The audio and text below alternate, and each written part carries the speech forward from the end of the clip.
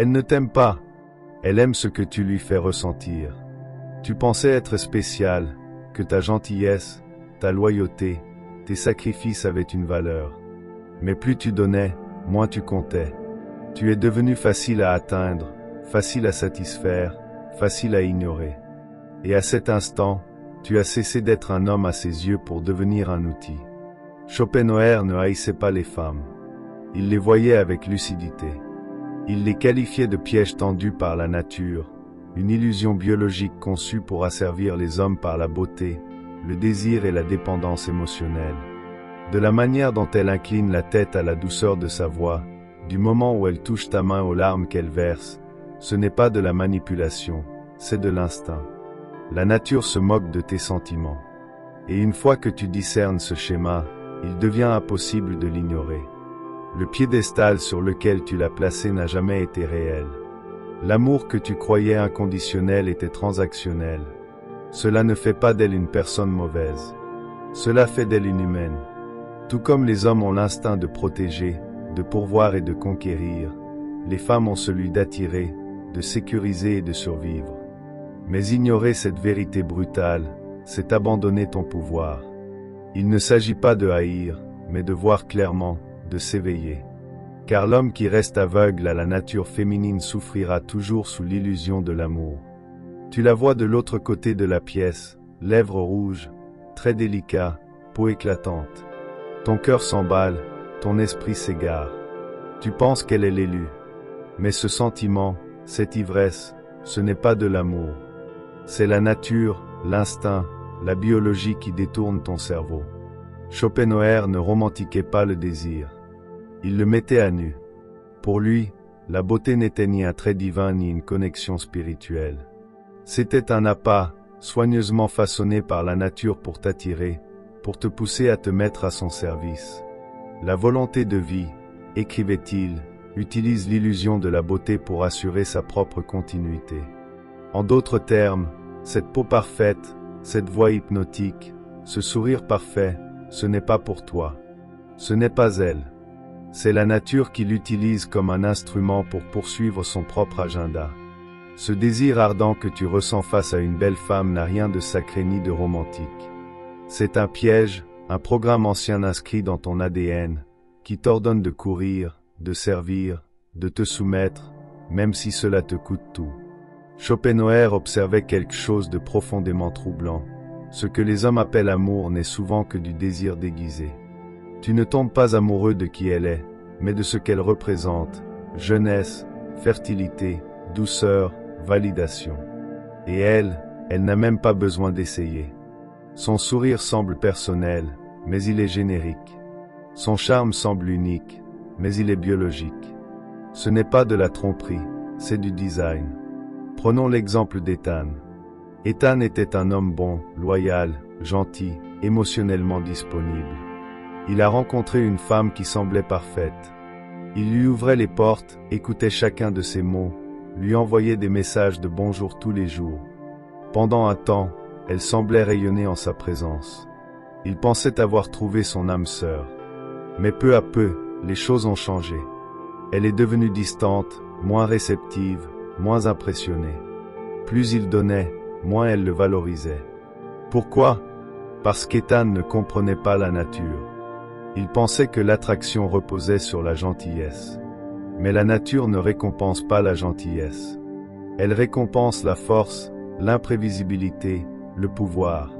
Ethan jouait un jeu sans en connaître les règles. Les hommes modernes sont élevés dans des fantasmes, histoires d'amour Disney, comédies romantiques, légendes Instagram sur les âmes sœurs. Mais Schopenhauer considérait tout cela comme une illusion dangereuse. L'amour est une tromperie métaphysique, écrivait-il. Il nous fait croire que nous choisissons librement, alors qu'en réalité, nous sommes esclaves de l'espèce. Tu ne tombes pas amoureux, tu tombes dans un programme. Cette attirance magnétique pour son corps, ce sentiment soudain que tu pourrais mourir pour elle, ce n'est pas toi qui choisis. C'est la volonté de vie qui agit à travers toi, faisant de toi un serviteur de la reproduction.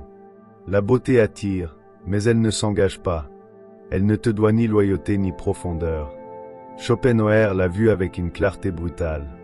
Les hommes vivent dans un rêve, et les femmes en font partie. Mais ce rêve n'est pas réel. Chaque fois que tu t'obsèdes pour sa beauté, que tu la places sur un piédestal en pensant qu'elle est différente, que tu imagines un futur basé sur tes sentiments, tu tombes dans le piège dont Schopenhauer mettait en garde. Tu cesses d'être un homme souverain pour devenir un moyen d'atteindre une fin. Tu travailles plus dur, tu t'habilles mieux, tu gagnes plus, tout cela pour gagner son attention. Et elle n'a même pas besoin de demander. La nature le fait pour elle. Sa beauté parle plus fort que les mots, et tes instincts, aveugles, anciens et puissants, obéissent sans poser de questions. Alors, que faire? Tu t'éveilles. Tu détaches ta valeur de son attention. Tu cesses de traiter le désir comme une destinée. Schopenhauer n'a jamais dit que l'amour était impossible. Il a dit qu'un amour non examiné était dangereux. Quand tu comprends ce qui se cache derrière ton désir, tu reprends ton pouvoir. Tu cesses de courir après des illusions. Tu cesses de servir l'instinct. Et tu commences à voir clairement. Tu peux admirer sa beauté, respecter sa nature, mais tu ne dois jamais vénérer l'illusion. Car une fois que tu le fais, tu deviens la proie. Pourquoi les hommes tombent-ils? Pourquoi s'agenouillent-ils?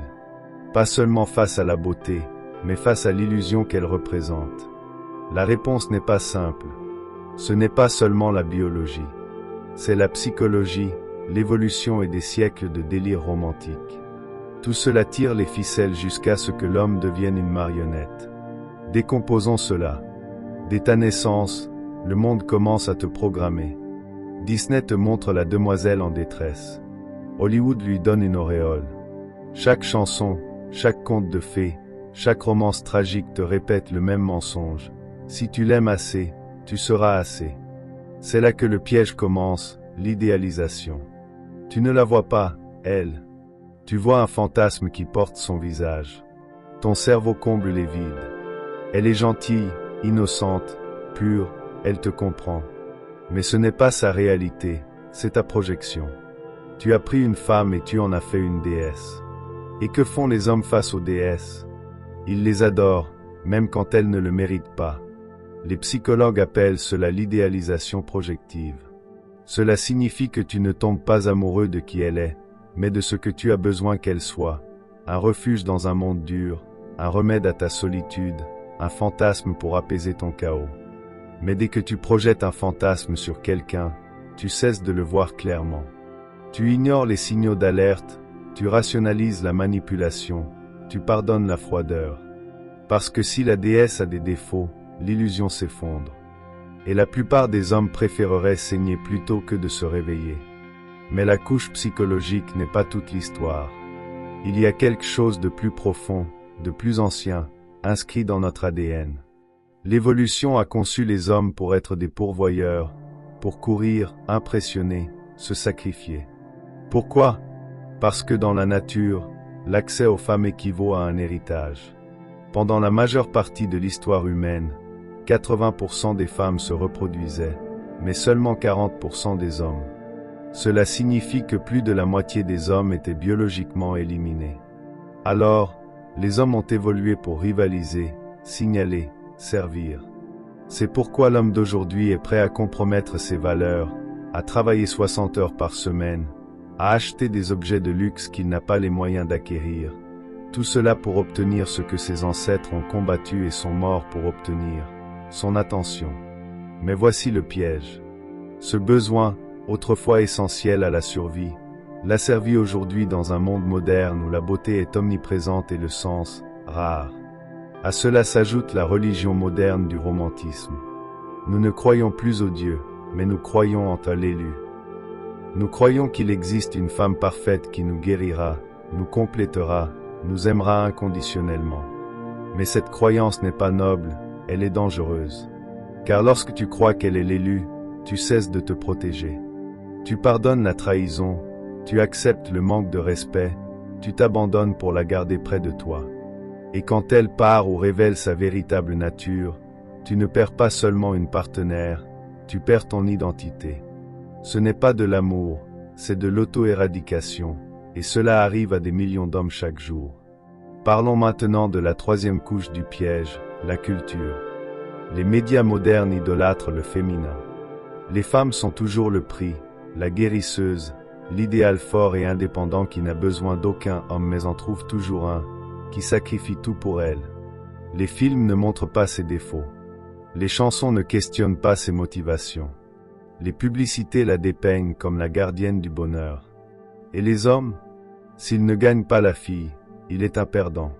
S'il s'éloigne, il est froid. S'il questionne la nature féminine, il est aigri. C'est ainsi que les médias redirigent le désir masculin, non vers la force, le but ou la fraternité, mais vers la validation par l'approbation féminine. Ce n'est pas juste de la manipulation, c'est de l'hypnose de masse. Et la plupart des hommes sont trop profondément plongés dans ce rêve pour s'en rendre compte. Tu penses que ce n'est qu'une théorie?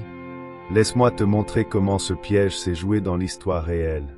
Napoléon Bonaparte, un homme qui a conquis la moitié de l'Europe, était totalement asservi par une femme nommée Joséphine. Malgré ses innombrables aventures, malgré sa froideur, malgré tout, Napoléon continuait à lui écrire des lettres d'amour. Il partait à la guerre avec son nom sur les lèvres. Il a perdu des batailles et sa santé mentale en poursuivant son fantôme. L'homme qui brisait des rois fut brisé par une femme. Pas parce qu'elle était mauvaise, mais parce qu'il projetait du pouvoir sur sa beauté. Il avait oublié que même la rose la plus glorieuse a des épines. Soyons clairs, les femmes ne sont pas mauvaises. Elles ne sont pas des monstres. Elles répondent à la nature, tout comme toi. Mais le problème est là, quand les hommes ne comprennent pas cette danse, quand ils interprètent mal le comportement féminin à travers le prisme du fantasme, ils se détruisent en essayant de gagner un amour qui n'était jamais destiné à être gagné. Ils donnent, donnent et donnent jusqu'à ce qu'il ne reste d'eux qu'un homme creux avec un rêve brisé. Alors, comment échapper à cela? Tu cesses d'adorer. Tu cesses de projeter. Tu tues l'illusion avant qu'elle ne te tue. Tu vois ses beautés, mais pas comme un salut. Tu entends ses mots, mais pas comme un évangile. Tu acceptes sa nature, mais tu ne construis pas ta vie autour d'elle. Quand tu fais cela, tu brises le sortilège. Tu reprends ton esprit. Tu reconstruis tes instincts. Tu deviens un homme lucide dans un monde noyé dans l'illusion. Schopenhauer a dit un jour, « Un homme ne peut être lui-même que tant qu'il est seul. » Et quand il s'agit de désir, cette solitude, cette clarté, cette conscience brutale pourrait être la seule chose qui te sauve. Arthur Schopenhauer ne croyait pas en l'amour romantique, du moins pas tel qu'on te l'a enseigné. Il n'écrivait pas de poèmes sur les âmes sœurs. Il ne fantasmait pas sur un amour inconditionnel. Au lieu de cela, il a arraché le masque et exposé la machinerie froide derrière le sentiment le plus enivrant du monde. Selon lui, l'amour est la tromperie ultime de la volonté. Un homme pense qu'il poursuit le bonheur, mais il n'est qu'un outil. Un outil pour quoi? Pour la nature, pour la biologie, pour la survie de l'espèce, pas pour le bonheur de l'individu. Au cœur de la philosophie de Schopenhauer se trouve le concept de la volonté, une force invisible, aveugle et implacable qui anime toute vie. Tu ne choisis pas tes désirs, tes attractions, ni même tes objectifs. Tu es poussé. La volonté vit sous tes pensées, sous ta personnalité. Elle se moque de tes rêves. Elle ne s'intéresse qu'à une chose, la reproduction. Et l'amour, cette expérience belle, poétique, déchirante, Schopenhauer l'appelait le piège rusé de la nature. Une hallucination créée pour pousser les hommes et les femmes à servir la volonté. Tu ne tombes pas amoureux, tu es poussé. Tu penses être tombé amoureux à cause de sa personnalité, de son rire, de son aura. Mais Schopenhauer dit, non, tu es tombé parce que la volonté a vu des gènes potentiels. Tu es tombé parce que ton subconscient a calculé la capacité de son corps à porter des enfants, parce que la symétrie de son visage a déclenché des instincts reproductifs anciens, parce que son odeur a activé des parties de ton cerveau plus anciennes que la civilisation elle-même. Ce n'était pas de la romance, c'était de la biologie déguisée en magie. Et ce qui rend cela plus brutal, l'illusion semble réelle. Elle détourne tes pensées. Tu écris des poèmes, tu fais des promesses, tu te bats pour elles. Mais du point de vue de la volonté, tu n'es qu'un pion exécutant un code. Pourquoi devient-elle une obsession? As-tu remarqué comment tomber amoureux te rend irrationnel? Comment tu ne peux pas arrêter de penser à elle? Comment sa voix, son approbation, son absence dominent ton esprit? Ce n'est pas de la faiblesse, c'est du design. L'amoureux n'est jamais libre. Schopenhauer écrivait, « Il n'est pas guidé par le choix, mais par l'ordre. » Tu ne l'aimes pas parce qu'elle est spéciale. Tu l'aimes parce que la nature en a besoin. Car si les hommes ne tombaient pas obsessionnellement, l'espèce ne survivrait pas. Alors, l'évolution a créé une drogue, un cocktail psychologique si puissant qu'il peut surpasser la logique, l'ambition, voire la dignité. Nous appelons cela l'amour, mais c'est en réalité la laisse de la nature. Schopenhauer est célèbre pour avoir qualifié les femmes de sexe faible. Les oreilles modernes crient aux misogynies, mais elles manquent l'essentiel. Il ne se moquait pas des femmes. Il décrivait la division du pouvoir par la nature. Les hommes sont physiquement plus forts, les femmes sont biologiquement plus précieuses. Elles portent la vie.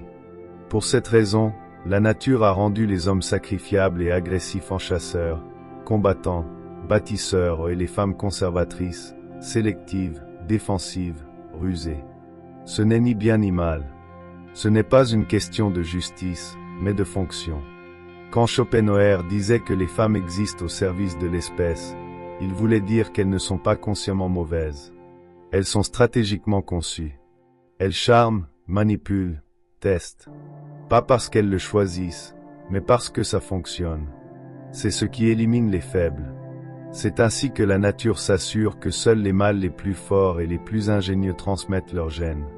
Alors, quand une femme s'éloigne, quand elle perd de l'intérêt dès que tu la poursuis, quand elle utilise sa beauté pour tester ta solidité, ce n'est pas de la cruauté, c'est l'évolution.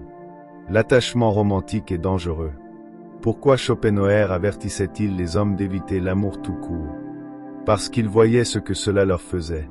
Cela aveugle, cela brise, cela consume. Les hommes sacrifient des royaumes pour des femmes qui n'ont jamais demandé cela. Ils abandonnent leur mission, trahissent leurs amis, se détruisent eux-mêmes, tout cela au nom de l'amour. Mais voici la vérité, un homme n'est vraiment libre que lorsqu'il se tient hors de portée du désir, disait Schopenhauer. Et le désir romantique, surtout s'il est incontrôlé, idéalisé, projeté, est la chaîne la plus forte de toutes, car il ne semble pas être une chaîne. Il semble être le salut, jusqu'à ce qu'il soit trop tard. Voici la vérité brutale, l'amour tel que nous le connaissons n'est ni noble ni divin. Ce n'est pas une récompense pour être une bonne personne. C'est un mécanisme, un système, un programme qui utilise l'émotion pour imposer la biologie. Et une fois que tu le vois, une fois que tu comprends que les papillons, l'obsession, le chagrin d'amour sont tous des éléments du piège, tu cesses d'être une victime. Tu peux encore ressentir de l'amour, être ému par la beauté, mais tu ne seras plus jamais esclave de cela. La plupart des hommes passent leur vie à vénérer un mensonge. Ils poursuivent des femmes en espérant trouver un sens. Ils s'offrent sur l'autel de la romance, espérant être choisis. Mais une fois que tu comprends Schopenhauer, une fois que tu vois l'amour non comme une bénédiction mais comme un dessein, tu ne hais pas les femmes. Tu ne te retires pas de la vie. Tu deviens simplement libre. Tu vois sa beauté, mais pas comme une vérité. Tu ressens ton désir, mais tu ne lui obéis pas. Tu comprends le jeu, mais tu choisis ta propre voie. C'est le début de la clarté masculine, du pouvoir, de la paix. Se marier, c'est avoir ses droits et doubler ses devoirs, disait Schopenhauer avec un sourire en coin. Pas parce qu'il haïssait l'amour, mais parce qu'il le comprenait. Et maintenant, toi aussi. On t'a menti à travers les films, les chansons, les histoires transmises par des hommes qui ne savaient pas mieux. On t'a dit que le plus grand but de la vie était de gagner son cœur, d'être choisi, d'être aimé, d'être assez pour elle. Mais voici la vérité, tu n'étais pas censé la poursuivre. Tu étais censé devenir lui. L'homme qui ne supplie pas, qui ne se brise pas, qui ne peut être possédé. Une fois que tu comprends ce que Schopenhauer a vu, que l'amour n'est pas divin mais stratégique, le sortilège commence à s'estomper.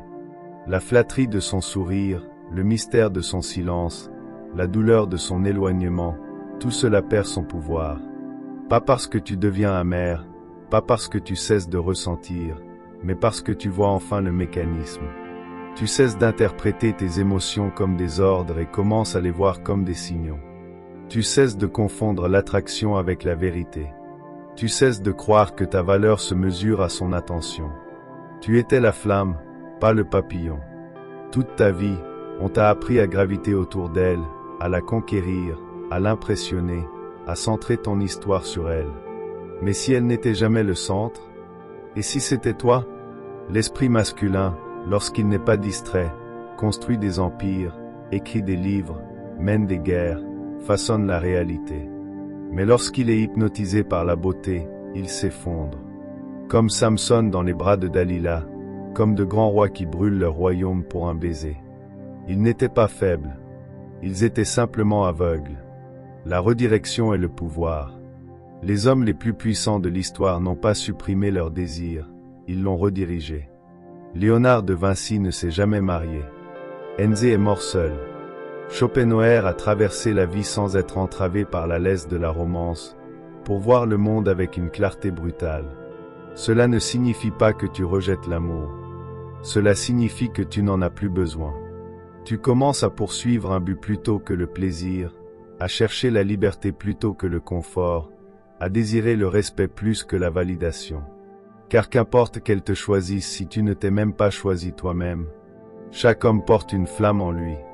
La plupart la laissent s'éteindre, étouffée par le rejet, le chagrin ou le fait d'essayer trop fort d'être assez pour quelqu'un d'autre. Mais l'homme éveillé attise cette flamme. Il utilise la solitude comme carburant, l'inconfort comme affûtage, la déception comme direction. Il ne demande pas « Pourquoi ne m'aime-t-elle pas ?» Il demande « Pourquoi ai-je oublié ma mission ?» Car une fois que ta mission est claire, tout s'aligne. Les femmes le remarquent. Les gens te respectent. Et plus important encore, tu te respectes toi-même. Ne la hais pas pour être ce que la nature a fait d'elle. Elle est l'instinct, la sélection, le test, pas le prix. Ton ennemi n'est pas sa beauté. Ton ennemi est ton aveuglement face à elle, ta croyance qu'elle te doit quelque chose pour ta bonté. Elle ne te doit rien. La nature n'est pas juste, elle est stratégique. Et ta liberté commence au moment où tu cesses d'exiger l'équité pour commencer à construire le pouvoir. Tu n'es pas fait pour être compris, tu es fait pour être craint. Schopenhauer l'a vu avant que la plupart des hommes n'osent le faire.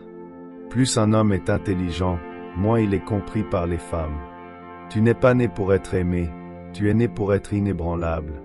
Un homme qui ne vacille pas parce qu'elle a cligné des yeux différemment, qui ne s'effondre pas quand elle s'éloigne, qui n'a pas besoin de prouver sa valeur parce qu'il se connaît. C'est l'homme qui devient intouchable, non parce qu'il est froid, mais parce qu'il est lucide. Voici ce qu'on ne te dit pas, elle ne pensait jamais à tes sentiments. Elle observait ta posture, ton énergie, ton pouvoir. Car la nature ne sélectionne pas la gentillesse, elle sélectionne la force. Si tu deviens l'homme que tu es censé être, tu n'auras pas besoin de poursuivre les femmes. Elles graviteront autour de toi comme les étoiles autour de la gravité. Car au fond, la nature honore le pouvoir. Alors souviens-toi, elle n'a jamais été le prix. Elle était le miroir, le test, l'illusion. Le prix, c'est toi, lorsque tu es ancré dans la vérité, lorsque ton but guide, et non ton désir. Laisse-les te traiter de froid, dire que tu ne comprends pas l'amour, se moquer de ta distance. Mais souris, car tu sais ce qu'ils ignorent, l'amour est réel, mais pas comme ils le pensent. La liberté est la forme supérieure de l'amour. La vérité est plus forte que la beauté. Et une fois que tu vois clairement, tu ne tombes plus jamais. Tu t'élèves.